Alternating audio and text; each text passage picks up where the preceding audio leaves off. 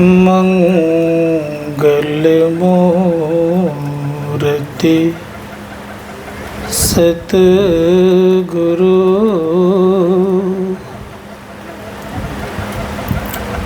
मिलबै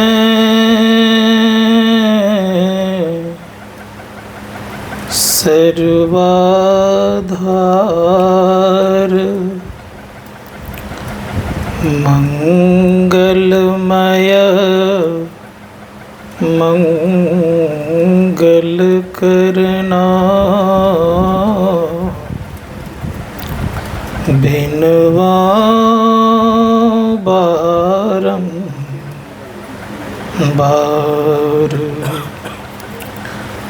धन्य धन्य सतगुरु सुखदा महिमा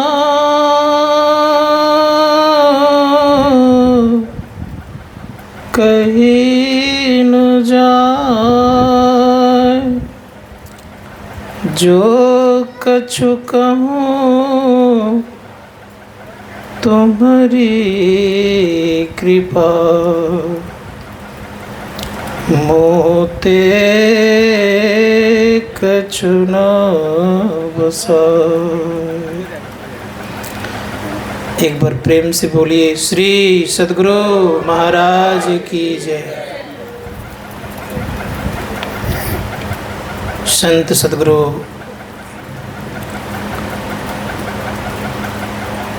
महर्षि में ही परमहंस जी महाराज के युगल पाद पद्मों में कोटि सा नमन।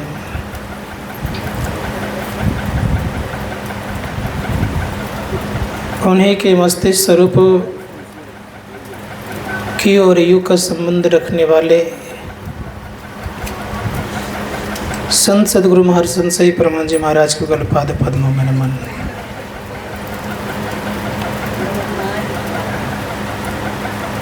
हम लोग पूज्य बाबा के विषय में सुन रहे थे, जिनका पूर्व का नाम दशरथ था, लेकिन गुरु महाराज ने दशरथ कहने से मना करते हुए कहा कि मैं इनको कसरत कहूँगा। इनके भी पावन श्री चरणों में कोटि सा नमन। परम श्रद्धेय स्वामी किशोरानंद जी महाराज बड़े ही भागवत के भी मर्मज्ञ हैं, अच्छे ज्ञाता भी है। हरिद्वार और ऋषिकेश में रहकर इन्होंने बहुत सारे ग्रंथों का अध्ययन भी किया है। भागवत पर इनका अच्छी पकड़ भी है, बड़े श्रद्धावान हैं। जब जब कभी मैं बुलाता हूँ या याद करता हूँ तो ये आ जाते हैं। बड़े सरल स्वभाव और साधु स्वभाव होने के नाते ये हमारी बातों को मान लेते हैं। स्वामी अभिषेकानंद महाराज, इनके विषय में तो आप लोग जानते ही हैं। ये मेरे साथ बहुत दिन से जुड़े हुए हैं और आपने सारी बातें लगभग सुन चुके हैं। हर समय इन्होंने मुझे बड़ा भाई नाते, बड़ा भाई मान कर के चले भी, और जगह जगह ये जाकर के मेरे साथ कार्यक्रम भी किए हैं। साथ ही साथ एक ही जगह रहने का सौभाग्य भी प्राप्त हमें भी हुआ है, इन्हें भी हुआ है। भीतर के बड़े सरल हैं, तुकबंदी बड़े अच्छे बोलते हैं, वाणी में बड़ा ओज है और जगह जगह प्रचार प्रसार करते रहते हैं। हमारे परम श्रद्धेय स्वामी बालानंद जी महाराज ये कई भाषा के ज्ञाता हैं, देखने में सरल लगते हैं, लेकिन छल कपट निष्कपट, छल कपट तो है नहीं, बिल्कुल निष्कपट रहते हैं, जो साधुओं का स्वभाव होना चाहिए। सरलता की मूर्ति, लोगों को विनोद पूर्वक बातें सुना करके आज इनके द्वारा जिसको कोई पूछते नहीं है समाज में, उन व्यक्तियों को भी इन्होंने शिक्षा दीक्षा दे करके आज सन्मार्ग पर लाने का काम करते हैं। परम आदरणीय स्वामी श्रद्धेय सुरेंद्रदास जी महाराज, ये भी बड़े अच्छे सरल स्वभाव के हैं और इनको याद किया तो प्रथम दिन ही आ गए। ध्यानाभ्यास में इनका मन लगता है, साधु स्वभाव के हैं। साथ ही साथ हमारे बीच स्वामी कैलाश बाबा, नाम भी कैलाश है और कैलाश पर रहने वाले जो भगवान शिव है उनको भी कैलाशपति लोग कहते हैं। बड़े आदरणीय सरल स्वभाव के हैं। जब कभी इनको याद करता हूँ तो अवश्य ही ये मुझे मेरी बातों को टालते नहीं हैं। साथ ही साथ महर्षि में आश्रम कुप्पा घाट में रहते हैं, आए हुए आगंतुकों का सेवा भी करते हैं। साथ ही साथ ये भी भूले भटके साधु को भी शरण देने का काम करते हैं। बड़े ही अपना सब कुछ एक ही कमरे में रखते हुए सबकी सेवा भी करते हैं। समस्त साधु महात्मागण, परम आदरणीय परम विद्वान हमारे अध्यक्ष महोदय डॉक्टर विजय कुमार जी, परम सम्मान्य हमारे अरुण बाबू, परम आदरणीय रघुवीर बाबू, आदरणीय पारस बाबू, अमीय बाबू, समस्त विद्वत जन और समिति के पदाधिकारीगण, संवेद समादरणीय सज्जन बिंद, आदरणीय माताओं तथा भक्तिमती बहनों, हमारे सिंदरी से मिश्रा बाबू आए हुए हैं। बड़े ही सरल स्वभाव और बिंदा बाबू का भी, दोनों विद्वान हैं। कुछ भी कार्यक्रम होता है यहाँ विराजमान होते ही हैं। और इन दोनों का जो मेरे प्रति श्रद्धा रही है ये एक अतुलनीय है। जब कभी कुछ होता है तो सर्वप्रथम मुझे ही कहते, बाबा ये काम तो होना ही चाहिए। मैं भी कहता हूँ गुरु महाराज को कहिए, और ये हर हमेशा मेरे प्रति अटूट श्रद्धा रखते हैं। सभी नगर निवासियों, धनबाद जिला के वासियों, आगंतुक धर्म प्रेमी सज्जनों, माताओं बहनों, आज इस जगह जो आश्रम बना है इसके पीछे आज हमारे बीच वो नहीं रहे।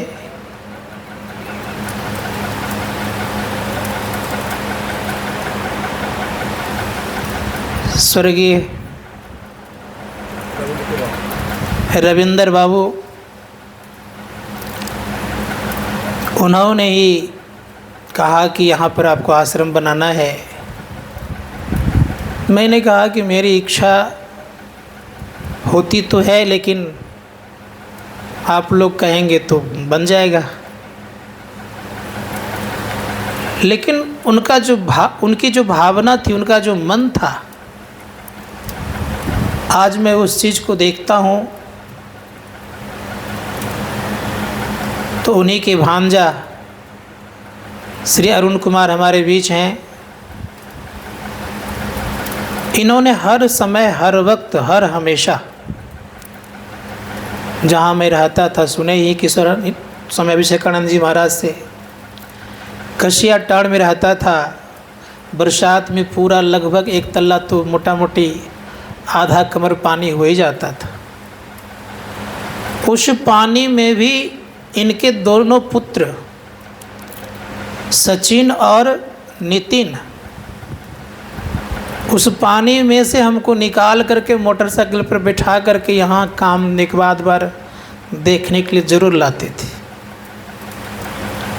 इनका भी योगदान रहा करता था कि नहीं, आपको जाना ही है, चलना ही है, नहीं चलेंगे तो कैसे होगा। आपका जो सोच होता है हम लोगों से अलग होता है। इस तरह से कर कर के ये आश्रम खड़ा हुआ है। रहता था कहाँ, कसिया टाड़ में, यहाँ से 15 किलोमीटर से ज़्यादा दूर है। और वहाँ से ये प्रत्येक दिन अपने गाड़ी बिठा करके लाना, सारा हिसाब जारी रखना इनके हाथ में था। मैं केवल एक आध बार आकर के देख लेता था, फिर चला जाता था। वहाँ से जब पूरा सामान लेकर के आना हुआ था तो पूरे ये परिवार के लग करके पूरा सामान उठा फुटा करके वहाँ से 2-3 गाड़ी पकड़ के यहाँ ले आए। सारा सामान बाहर में रख दिया गया था। रात्रि काल में रोड पर पड़ा हुआ था। फिर सुबह किसी मजदूर के द्वारा धीरे धीरे अंदर किया गया। तो ऐसी परिस्थिति से ये आश्रम का निर्माण हुआ है। लेकिन मैं इतना अवश्य कहूँगा, इस जयंती को आप लोग जयंती शब्द कहते हैं, लेकिन मैं उस योग्य अपने आप को नहीं मानता हूँ। आप लोगों की श्रद्धा है, श्रद्धा को मैं नमन करता हूँ। साथ ही साथ सभी साधु महात्मा को मैं बारंबार प्रणाम करता हूँ, क्योंकि इस छोटे से व्यक्ति का जन्म दिवस के उपलक्ष्य पर उपस्थित होना ये बहुत ही अपने को मैं सौभाग्यशाली समझता हूँ। यद्यपि बड़े बड़े महापुरुषों के जयंती में ये महापुरुष सब नहीं जाते हैं, लेकिन यहाँ आते हैं। इससे लगता है कि इन लोगों का प्यार और स्नेह अतुलनीय है। इन लोगों का प्यार और स्नेह को मैं भूल नहीं सकूँगा। इसीलिए इनका स्नेह और प्यार को देखता हूँ तो लगता है कि गुरु महाराज की कुछ कृपा रही है, इसीलिए आते हैं। अगर उनकी कृपा ना होती तो कहाँ बिहार से, बिहार के अंतिम जिला कटिहार से, और ये सारी व्यवस्था न झारखंड प्रांत के लोग हैं न बिहार प्रांत के लोग हैं। बंगाल प्रांत के लोगों ने कई दिन आ कर के सब व्यवस्था में लगे हुए हैं, पूरे परिवार लगे हुए हैं। मुझे तो आश्चर्य लगता है कि ये क्या हो रहा है। लेकिन बात तो सही है, कहावत बड़ी अच्छी है, भले ही बाराती कहीं की हो लेकिन गीत गाने वाली कहाँ की होती है? ग्रामीण ही होती है। ठीक उसी प्रकार से बाहर के भले ही सारी व्यवस्था करने वाले हैं, आदरणीय हैं, लेकिन उपस्थिति तो यहाँ की भी है, वहाँ की भी है। इसलिए इनके पूरे परिवार को मैं बहुत बहुत धन्यवाद और शुभकामना के साथ साथ गुरु महाराज से प्रार्थना करता हूँ उनके सारे मनोरथ पूरे हों। लेकिन आज का विषय जो है बड़ा सुंदर है। संत महात्मा गण कहते हैं कि विषय है शायद गुरु पर। मैंने एक दिन और कहा था कि गुरु विषय बहुत महत्वपूर्ण का है। दुनिया में सबकी पूजा कर लीजिए आप, लेकिन सबकी पूजा करके आप संतुष्ट उनको नहीं कर सकते। लेकिन संत महात्मा गण कहते हैं कि अगर गुरु की पूजा हो जाए तो सभी देवी देवताओं की पूजा हो जाती है। इसलिए सनत कुमार ने बड़ा सुंदर शब्द कहा। उन्होंने कहा कि गंगा समान नदी नहीं है, गंगा को तीर्थ माना गया है। गंगा समान तीर्थ नहीं, भगवान विष्णु ऐसा कोई देवता नहीं, माता पिता ऐसा कोई गुरु नहीं, और संत सदगुरु ऐसा कोई गुरु तत्व नहीं। इसलिए गुरु की पूजा सर्वोपरि है। ऋषि मुनिगण कहते हैं कि जो गुरु की पूजा करते हैं समस्त देवताओं की पूजा हो जाती है। जैसे वृक्ष के जड़ में पानी देते हैं तो तना में, डाली में फल में, पत्ते में, फूल में, सब में पानी पहुंच जाता है। उसी प्रकार से संत सद्गुरु की सेवा करते हैं तो सबकी पूजा हो जाती है। इसलिए धर्मशास्त्रकार कहते हैं गुरु पूजय सब देवन पूजय, गुरु पूजा सम पूजा। गुरु की कमी होने के कारण जानते हैं क्या होता है? बहुत आप धर्मात्मा हैं, आकाश में आप उड़ने की क्षमता रखते हैं। अगर आपके जीवन में गुरु नहीं है तो स्वर्ग के दरवाजा भी आपके लिए बंद हो जाता है। उदाहरण रूप में एक प्रसंग सुनाता हूं मैं। व्यास नंदन सुखदेव मुनि स्वशरीर स्वर्ग गए। स्वर्ग जब गए तो जाते ही स्वर्ग का दरवाजा बंद हो गया। अंदर से आवाज आई कि आपके लिए स्वर्ग का दरवाजा खुलेगा नहीं। कहा क्यों? कहा आपके जीवन में गुरु नहीं है। जैसे का गुरु नहीं है तो महर्षि व्यास के पुत्र सुखदेव मुनि पुनः पिताजी के पास आते हैं, जिन्होंने चारों वेदों को ठीक ढंग से लोगों के सामने रखा, 18 पुराणों की रचना की, पंचम वेद भागवत पुराण की उन्होंने रचना की, महाभारत और गीता ऐसी अमृतवाणियों के सामने, अमृतवाणी को सामने उन्होंने रखने कृपा की। ऐसे प्रकांड विद्वान, धरातल के व्यास और जगत गुरु विख्यात, जगत गुरु कहलाने वाले, संसार में विख्यात, उनको आकर कहते हैं सुखदेव मुनि के पिताजी आप मेरे गुरु बन जाइए। महर्षि व्यास कहते हैं कि सुखदेव मैं तुम्हारा गुरु नहीं बनूंगा। कहा आपसे सुंदर योग कौन होगा? कहा तुम्हारा गुरु बनने योग जनकपुर में जनक जी है, वो विदेह कहलाते हैं, उनके पास जाओ। बृहदारण्यक उपनिषद में है कि 21 दिन तक लगातार मेन द्वार पर अर्थात मुख्य द्वार पर खड़े रहे। जब 21वां दिन पूरे हो गए तो अंदर बुलाया गया, भूखे और प्यासे हैं। परिणाम ये हुआ 56 प्रकार व्यंजन युक्त भोजन सामने लाया गया, और जब लाया गया तो भूख तो लगी हुई थी, 21 दिन से कुछ नहीं खाए हुए थे।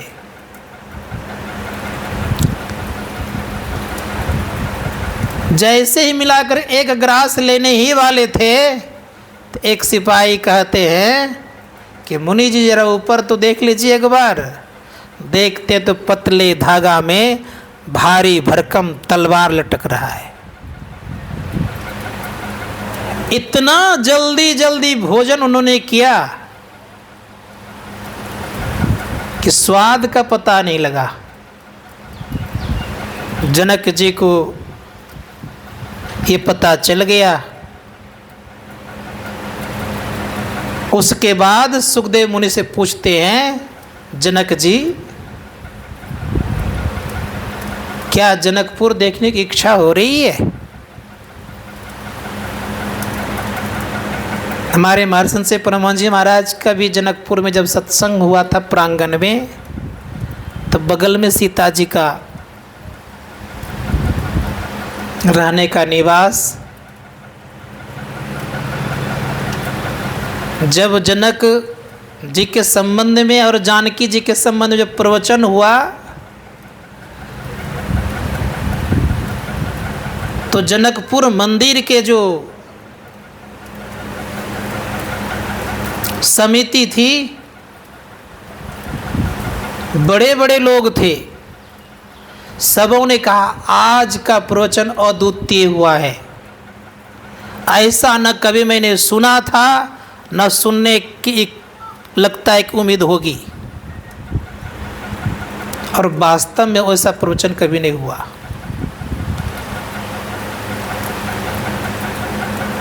उस समय जो उनके साथ में सेवक थे उन्होंने कहा कि हुजूर जनक जानकी जी की रहने का निवास बगल में चला जाए। उन्होंने कहा कि तुम्हारी इच्छा जाने की है? कहा हाँ मेरी इच्छा तो है। कहा तुम्हारी इच्छा जानकी जी को देखने क्यों हो रही है? क्या तुम भीतर में उस शक्ति को नहीं देख सकते? उनको टालते हुए गए नहीं, लेकिन जब समिति के सारे लोग आ गए, बहुत कहने पर जब गए, हजारों की भीड़ थी मंदिर उनके साथ चलने के लिए। तो वही जनक, उसी जनकपुर में जनक जी कहते हैं सुखदेव मुनि से, क्या मुनि जी जनकपुर देखने की इच्छा है? देखने की इच्छा तो है।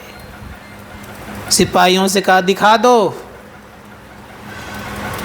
लेकिन ऐसे नहीं, एक कटोरा तेल भर दो। अब एक कटोरा तेल लबालब भर दिया है, 2 सिपाहियों को लगा दिया है, तलवार भी हाथ में दे दिया है और कहा कि एक बूंद अगर कटोरे से तेल गिर जाए तो धड़ से सर अलग कर देना। पूरे जनकपुर देख करके आ गए, लेकिन कुछ देख नहीं पाए। जनक जी पूछते देखा? कहा नहीं। कहा क्यों? कहा मेरा लक्ष्य तो केवल कटोरे के तेल पर था, कहीं एक बूंद तेल नहीं गिर जाए। कहा ऐसे अगर रहोगे तब तुम्हें मैं दीक्षा दूंगा। बहुत कम उम्र के थे, 16 साल की अवस्था में परमहंस प्रवृत्ति के बन गए। परमहंस उसे कहते हैं जो जड़ और चेतन को अलग कर लेते हैं।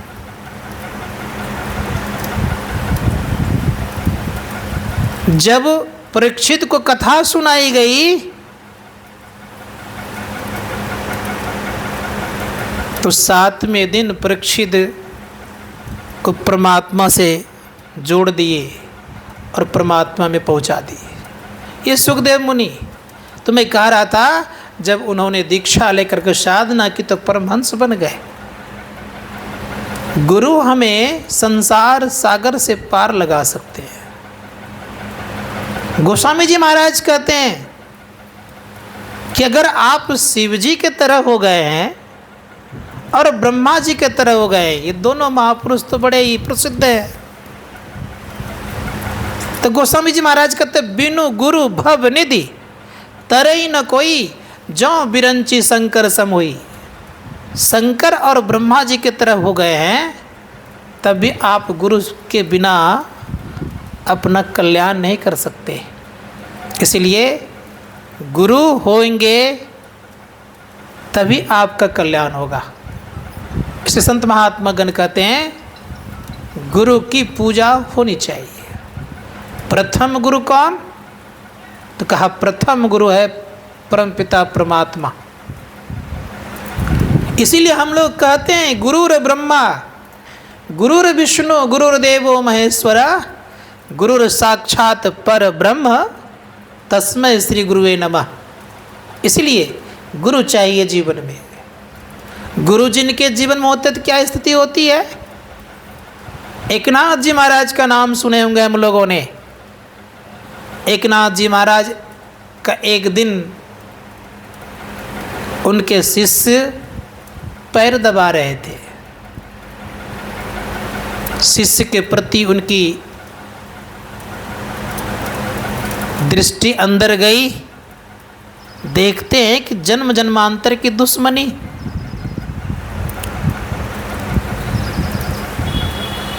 कहा, वत्स आज मेरी इच्छा है जंगल घूमने की प्रातःकाल। कहा, गुरुदेव आपकी इच्छा हो और मैं ना चलूं ऐसी बात नहीं है, चला जाए। कुछ खाने पीने का सामान लिए। साधु लोग चाकू रखा करते फल उल काटने के लिए, चाकू भी ले लिए। कुछ बिछाने का नहीं, कुछ मिलता है आजकल तो प्लास्टिक लेके साधु लोग जरूर घूमते हैं। जहाँ डेरा मिल जाए वहीं ठहर जाए। साधुओं क्या है, पूरा संसार ही उनका घर हुआ करता है, जहाँ मिल जाए वहाँ ठहर जाता है। इसीलिए किसी चीज़ से आसक्ति तो रखते नहीं। ले लिए, जंगल खूब घूमे। संध्या हो गई। कहा कि आज मेरी इच्छा नहीं जाने की, यहीं रहूँगा।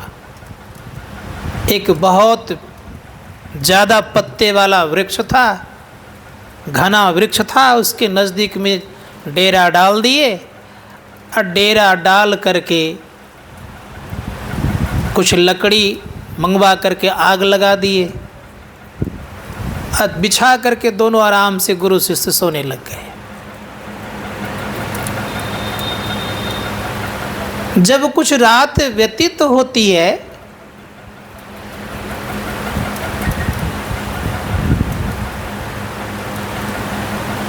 तो एक जंगल से हनहनाता हुआ एक सर्प आता है।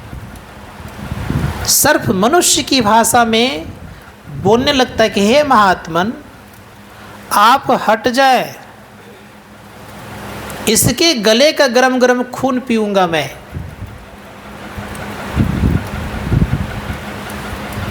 महात्मा जी कहते कि क्यों, क्या कारण है?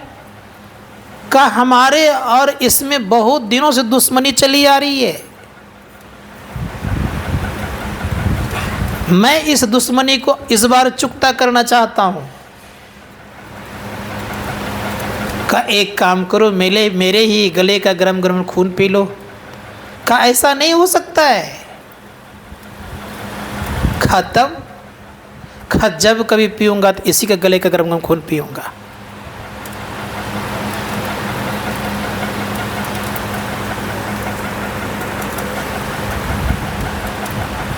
परिणाम ये होता है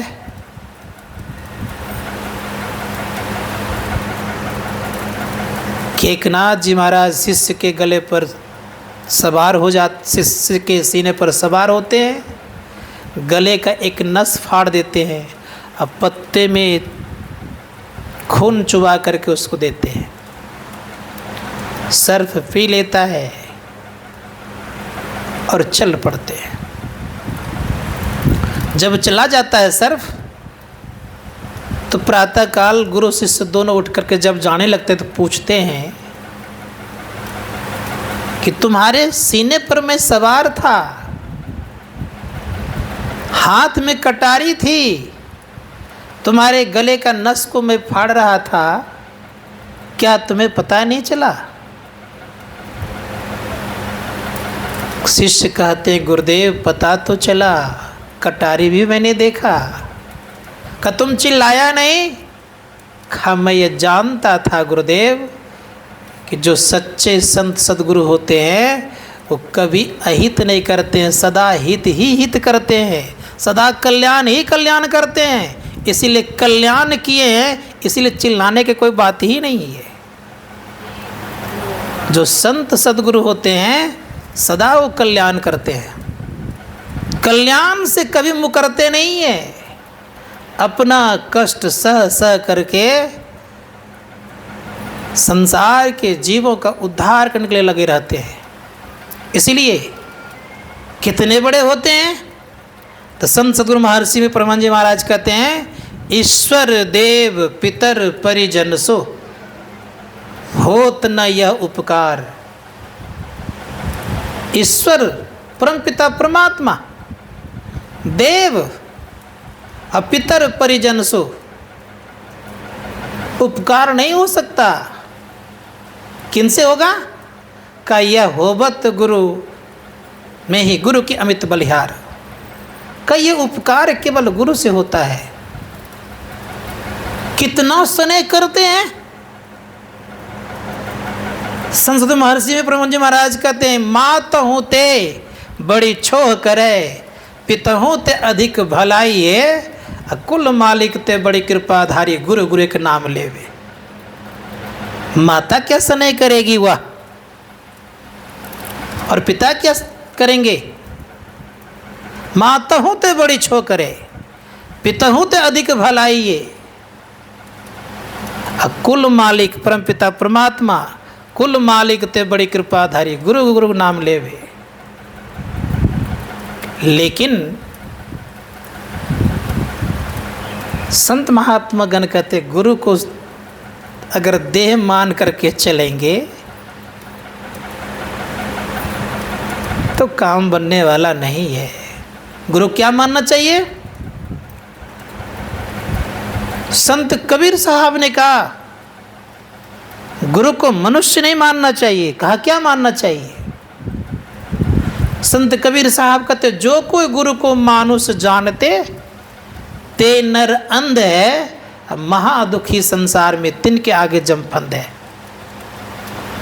इसलिए प्रयास करिए कि गुरु कैसे?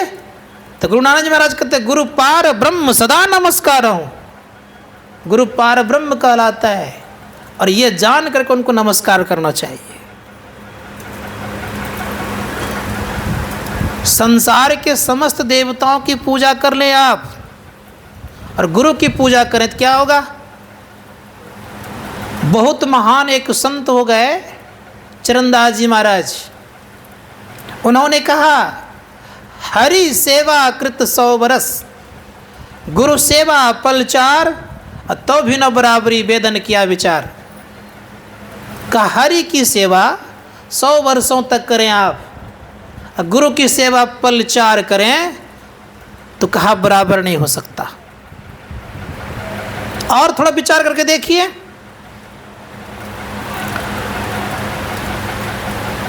गोस्वामी तुलसीदास जी महाराज क्या कहते हैं, जो कि प्रकांड विद्वान हैं, भगवान राम के अनन्य भक्त हैं, भगवान राम को अपने इष्ट मानते हैं। उनका क्या विचार है? उन्होंने पहले किनकी वंदना की है?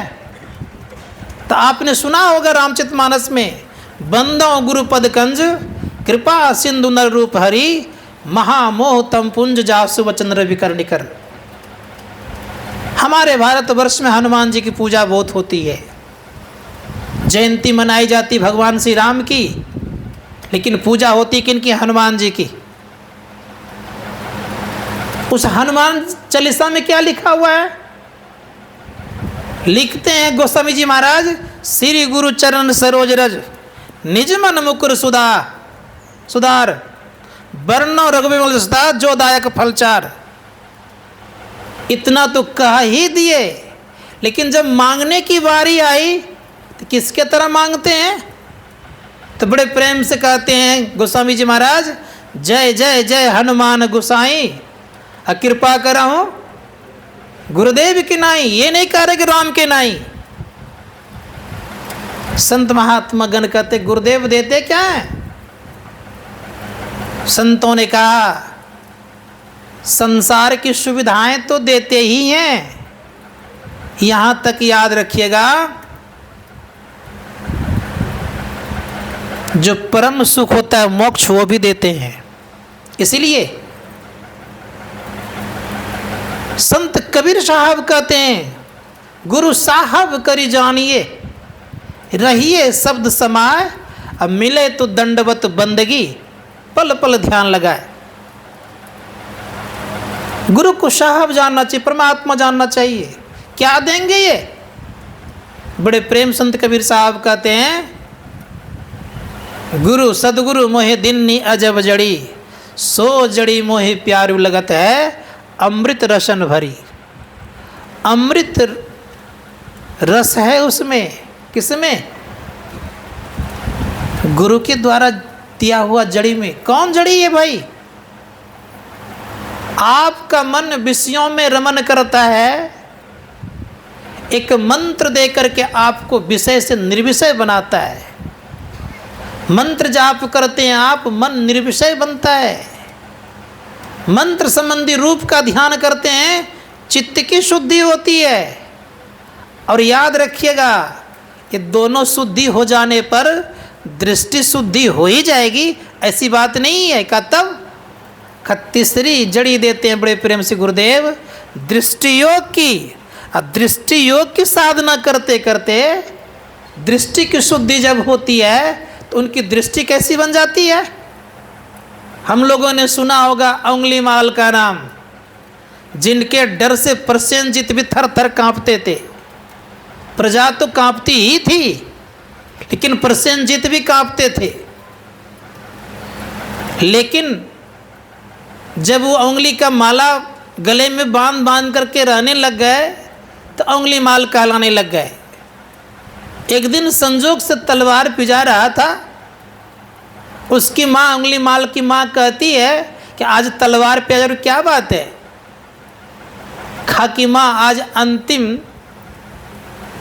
उंगली की जरूरत है, 1000 पुराना था, आज 999 तो हो ही गया है, एक उंगली की जरूरत है। खा बेटा, तुम्हारे डर से रास्ता लोगों ने बदल दिया है, आना बंद कर दिया है। अगर नहीं आया तो क्या करोगे? खा माँ, अगर नहीं आया तो तुम तो हो ना, तुम्हारा एक काम तमाम करके एक उंगली पूरा करके मैं अपनी इच्छाओं की पूर्ति कर लूँगा। माँ ने सोच ली कि कोई ठीक नहीं, मेरी ही जान नहीं चली जाए। चुपके से वहाँ से भागी और भगवान बुद्ध के शरणों में जाके गई। कहा कि भगवान मुझे बचाइए। कहा क्या बात है? कहा बात यह है कि आज अंगुलीमाल मदांध हो गया है, किसी को नहीं छोड़ेगा वो। आज ही उसकी प्रतिज्ञा पूरी होनी है, अगर आज पूरी नहीं हुई तो किसी को नहीं छोड़ने वाले आज हैं वो। अंगुलीमाल कहते कि आप यहीं पर ठहरिए, आता हूँ मैं। अंगुलीमाल की माँ कहती मत जाइए, आपको भी नहीं छोड़ेगी, आपको भी नहीं छोड़ेंगे वो, मत जाइए आप। जैसे कि आपको भी नहीं छोड़ेंगे वो, अंगुलीमाल कहता आप ठहरिए। तो भगवान बुद्ध चलते हैं, मंद मंद चाल है, चेहरे पर प्रसन्नता है और कोई प्रकार की चिंता नहीं है, मुस्कान है, धीरे धीरे चल रहे हैं। अंगुलीमाल जो ही देखता है वहीं से आवाज़ लगाता है ठहर जाओ, फिर भी चल रहे हैं। और जैसे नज़दीक पहुँचे तो कहा तुम्हें ठहरने के लिए कहा, और तुमने कहा कि मैं तो ठहरा हूँ, तुम कब ठहरोगे? तुम तो चल रहे हो और मुझे ठहरने के लिए कह रहे हो। अंगुलीमाल पुनः कहते कि क्या तुम्हें हमारा डर नहीं लगता? खा अंगुलीमाल, डर तो तुम्हें लगता है, तुम्हारे हाथ में तलवार है, तुम्हारे अंदर में क्रूरता आ गई है। इस संसार में 2 तरह के लोग होते हैं, किन्हीं के अंदर में करुणा भी है, इसलिए तुम्हारे भीतर भी करुणा है, उसको पहचानो। हम मनुष्यों की बातों में आने वाले नहीं हैं। का एक बार तुम विचार करके देखो, जैसे का एक बार विचार करके देखो। गौर से देखा केवल अंगुलीमाल ने भगवान बुद्ध को, दृष्टि थोड़ी सी मिली। जैसे दृष्टि मिली तो परिणाम ये हुआ कि उनकी सृष्टि ही बदल गई, और ऐसी सृष्टि बदली उनकी कि जो अंगुलीमाल हिंसक था उसका नाम आगे चल करके अहिंसक हो गया और बौद्ध धर्म का बहुत प्रचार किया। तो मैं कहने ये जा रहा था कि दृष्टि योग क्रिया करेंगे तो आपकी दृष्टि पवित्र होगी, और दृष्टि योग क्रिया नहीं होगी तो कोई भी क्रिया आप करें आपकी दृष्टि पवित्र नहीं हो सकती। संतों ने कहा दृष्टि योग क्या है, इसको जानना चाहिए। इसी को वेद में ज्योति योग कहा गया है। ज्योतियों का योग करना चाहिए। ज्योति योग करेंगे तो अंतःकरण में प्रकाश होगा। हम आपके जीवन में जो प्रकाश है, जो आँख के द्वारा हम देखते हैं, ये बाह्य प्रकाश है, और बाह्य प्रकाश से सुख और चैन नहीं मिलता है। इसलिए संत महात्मा गण कहते हैं अपना प्रकाश खोजो, और अपना प्रकाश तुम्हारे भीतर है। और जैसे अपना प्रकाश आप खोजेंगे तो धर्मशास्त्रकार कहते हैं कि आपके जीवन में सुख और चैन मिलेगा। इसलिए संतों ने कहा कि अपने प्रकाश की खोज में लगना चाहिए। शंकराचार्य भी यही बात कहते हैं। आदि शंकराचार्य कहते हैं कि अपना प्रकाश खोजना चाहिए।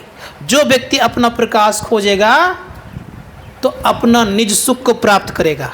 अभी हम लोगों के पास जो सुख है ये इंद्रिय युक्त सुख है, इसमें दुख भी बराबर हुआ करता है। लेकिन जिस दिन हम आपको आत्मीय सुख हो जाएगा, उस दिन इंद्रिय सुख से आप बहुत दूर हो जाएंगे। आपको शाश्वत सुख मिलेगा, नित्य सुख मिलेगा। कैसे?